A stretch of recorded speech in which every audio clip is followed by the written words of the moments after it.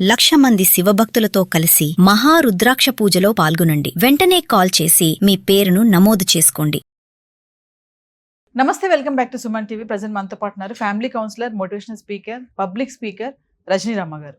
నమస్తే మేడం. నమస్తే నవీన. మేడం, ఈ మధ్య కాలంలో మనం చాలా న్యూసెస్ చూస్తున్నాము. ఆల్రెడీ ఎన్నో విషయాల గురించి మాట్లాడుకున్నాం కూడా. వివాహేతర సంబంధాలు అసలు ఏం నవీన, ఎప్పుడు ఇదే టాపిక్స్ తెస్తారా అంటారు మీరు. కానీ మరి మనం మొబైల్ ఓపెన్ చేస్తే సోషల్ మీడియాలో వైరల్ ఇవే వీడియోస్ అనమాట. రీసెంట్గా పూణే కేసు ఆల్రెడీ మీరు ఫాలో అయ్యారు, మనం మాట్లాడుకున్నాం కూడా. ఇప్పటికీ దాంట్లో ట్విస్టుల మీద ట్విస్టులు కనబడుతున్నాయి. అదే తరహాగా చాలా వీడియోలు వస్తున్నాయి. అంటే పెళ్లి చేసుకున్న తర్వాత భర్తను చంపేయడము, వివాహిత సంబంధాలు పెట్టుకోవడం, పిల్లల్ని చంపేయడము, లేదంటే పారిపోవడము, ఇట్లాంటివన్నీ చేస్తున్నారు. రీసెంట్గా నిజామాబాద్ ఇష్యూ చూసుకుంటే, మరి హస్బెండ్ ఏమో గల్ఫ్లో ఉంటున్నాడంట, వచ్చాడు గల్ఫ్ నుంచి. ఈమెకు ఆల్రెడీ ఒక లవర్ ఉన్నాడు.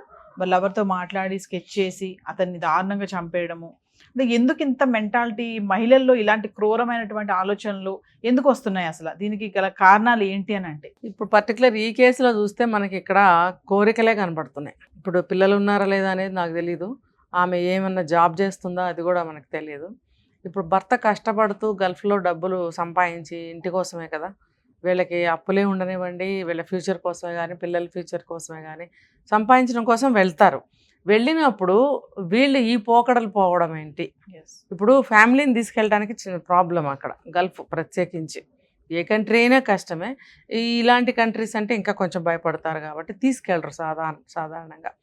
సో పాపం వాళ్ళు అక్కడ కష్టపడుతూ ఉంటారు. ఒక రకంగా బానిస బ్రతికే అక్కడ వెళ్తే కూడా, మగవాళ్ళకి కూడా బానిస బ్రతికే. కొడితే కొట్టించుకుని, తిడితే తిట్టించుకుని అవమానిస్తారట ప్రతి చోట.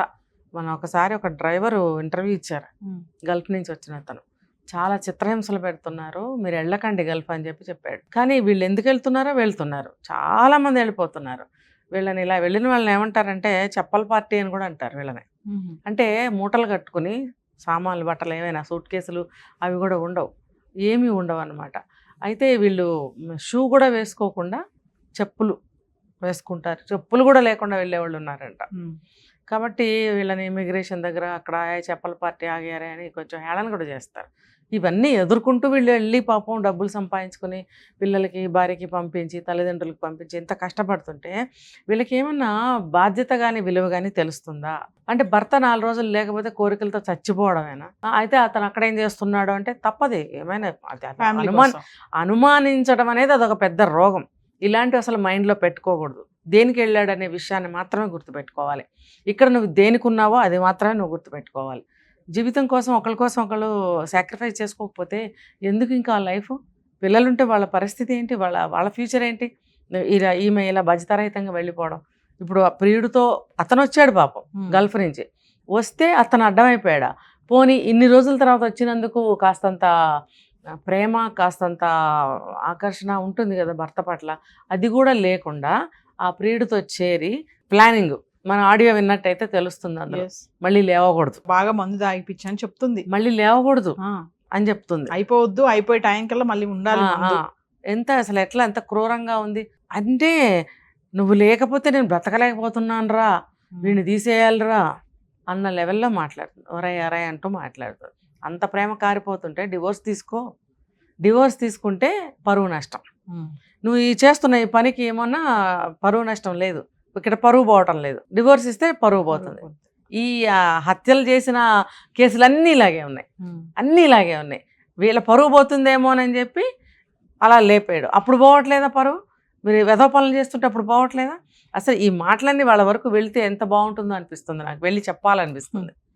నిజంగా వీళ్ళకి అసలు మన చట్టాల్లో శిక్షలు లేవనిపిస్తుంది.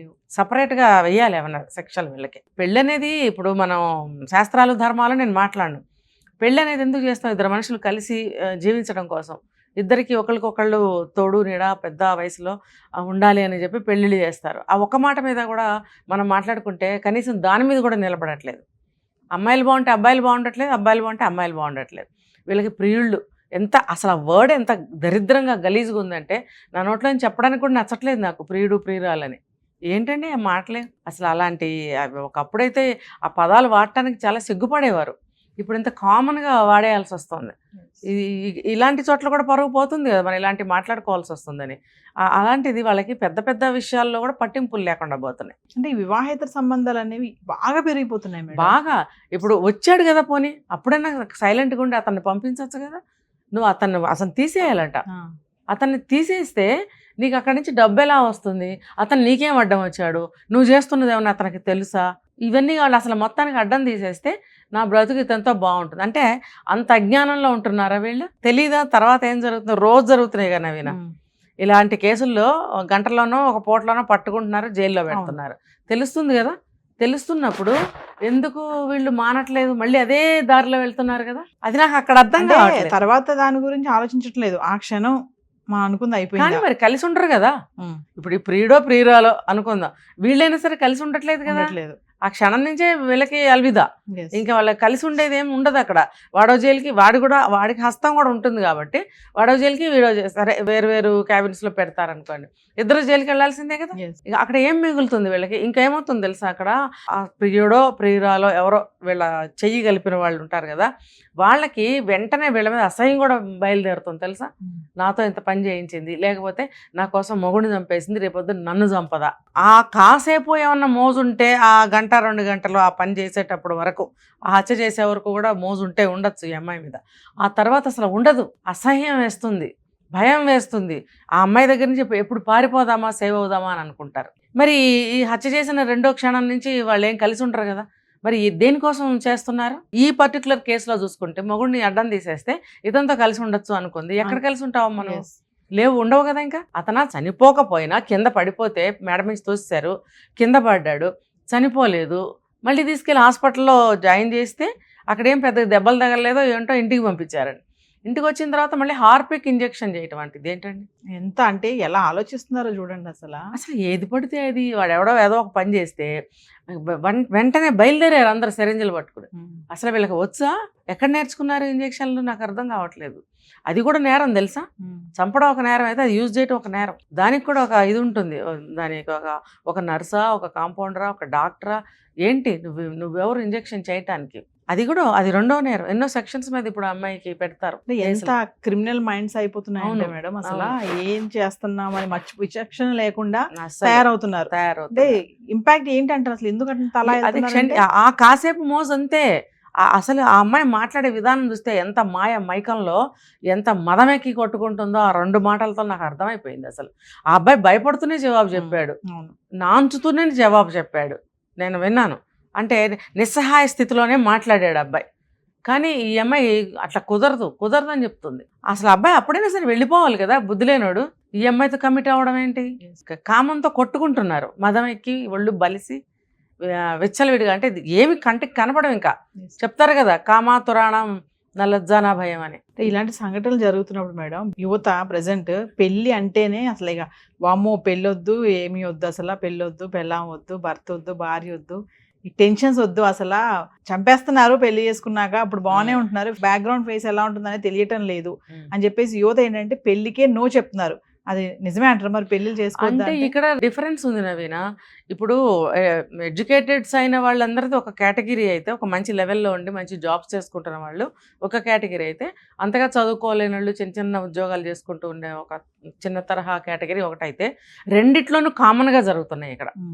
ఇక్కడ ఇప్పుడు మన ఎడ్యుకేటెడ్స్ గురించి మాట్లాడుకుంటే, వాళ్ళు ఒక నాలెడ్జ్ తోటి, ఒక మెచ్యూరిటీ తోటి ఏదైనా ఒక పని చేస్తే దాని పట్ల అవగాహనతోటి చేయాల్సిన కేటగిరీ.